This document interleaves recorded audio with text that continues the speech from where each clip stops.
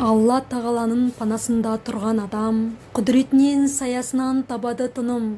Мен жаратқан еге былай дейтін болам, бас сауғалайтын пана мәні құрғаным.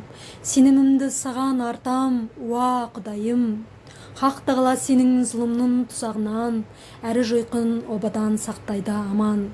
Сені өзіңнің қанатыңмен жауып алады, қалқан мен қамалың оның адалдығы.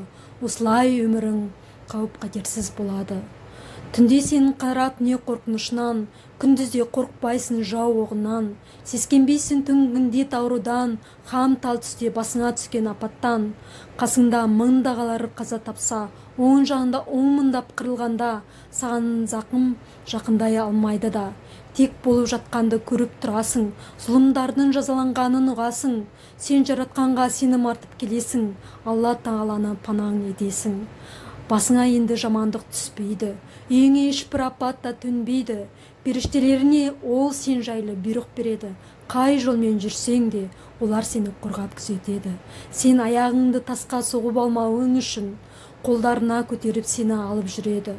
Жарыс арыстан мен оқ жыланды аяқпен таптайсың, үлкен арыстан мен ап жыланды шаншып тастайсың, себебі жаратқан ие былай деп айтқан: өзімді сүйгенді мен құтқарып аламын, өзімді мойындағанды қорғайтын боламын. Ол маған сыйынғанда құлақ саламын, азап шеккен кезінде оған жар боламын. Аман есен сақтап құрметке бөлемін, ғұмырын ұзақ қылып риза етемін.